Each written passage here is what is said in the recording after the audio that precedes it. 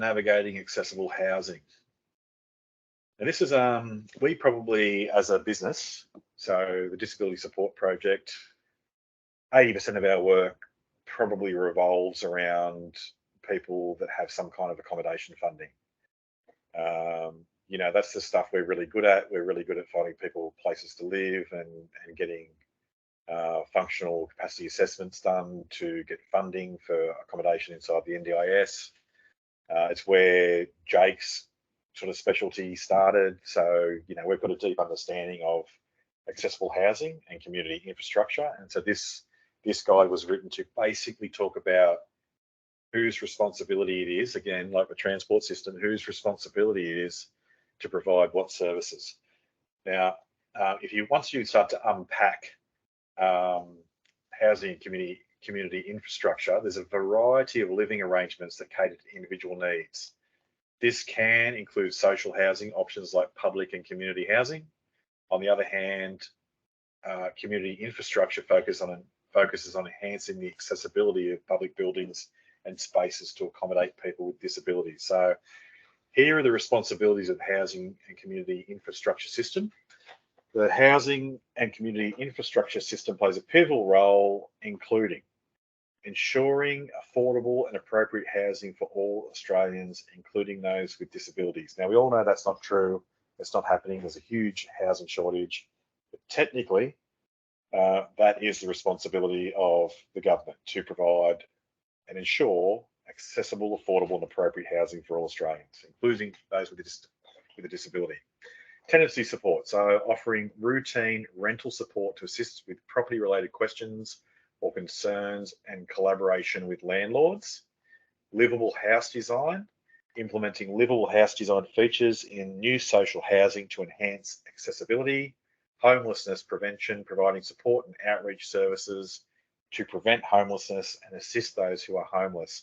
So my lovely participant who has a brain injury, PTSD and bipolar was homeless and had a homelessness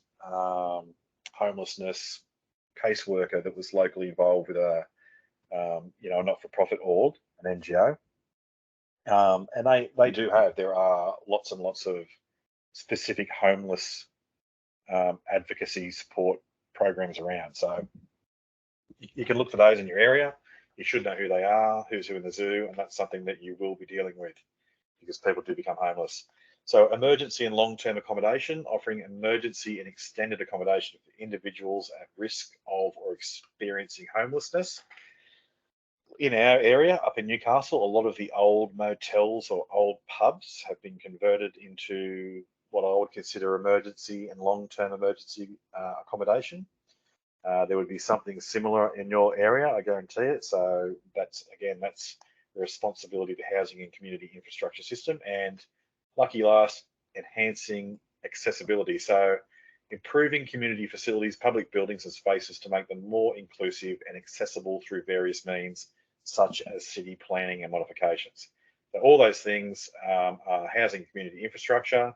And this is what the NDIS does. So the responsibilities of the NDIS, while the housing and community infrastructure system focuses on housing related aspects, the NDIS extends its support to daily life activities and independent living, including independent living support. So they will assist individuals in building skills to maintain rental agreements and offering behavioural support.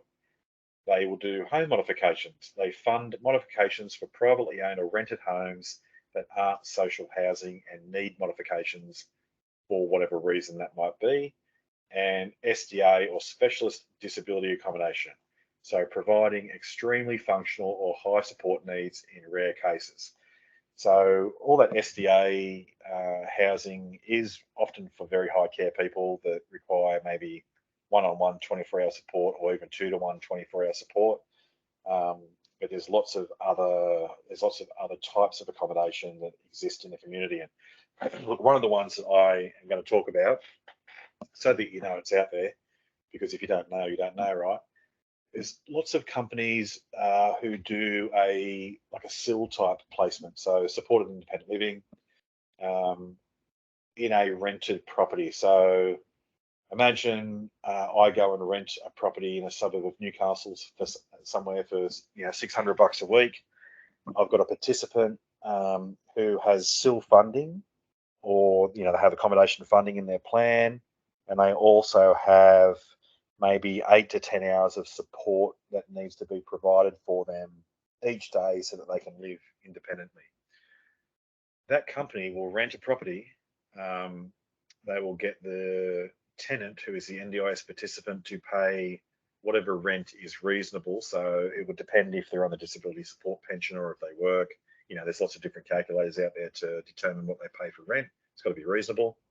But that rent that they pay probably doesn't pay the $600 a week that particular property is charging. So there's lots of companies out there who subsidise the rent for participants to live in these SIL houses because they make enough money on providing the support workers to those SILs on a daily basis. So imagine as an example, you've got, I don't know, 10 hours of support for a participant. You might be paying a support worker if they're a level, if they've done a certificate 3, if it's an easy support working gig, they might be getting $30, $35 an hour, casual or something. The billable rate to the NDIS is $65 an hour. So you're essentially making $30 an hour on the split between, the support work you're providing and what you're billing the NDIS. Now, that's not all profit. There's admin expenses, there's office expenses, there's insurance expenses, there's a bunch of different expenses, right? But, rough numbers, that's 10 hours a day at $30 an hour. So that's, $300 a day, 7 days a week. That's about $2,000 gross profit you might make from having that SIL house, and you would subsidise the rent off the back of that. So you might make $2,000. Your office expenses might be $400.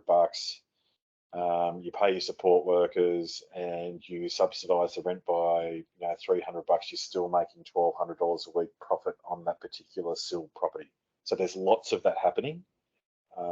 It's being driven by supply and demand, and it is out there. So it's not just the SDA or the high care, independent living or SIL properties that are available for you to place people in. There are lots of other types of SIL placements that you can find, and they work quite well. I don't see that personally, so I don't see any issue with companies doing that. I need placements for my people. They're providing placements for my people. They're providing support workers, as long as all that is compliant and the participant is moving forward in their goals and aspirations as per their NDIS plan, and we're working under the code of conduct. Happy days. So just be aware those things exist. You might not know they exist, but they definitely do exist. So here's a real life example. Meet Joss.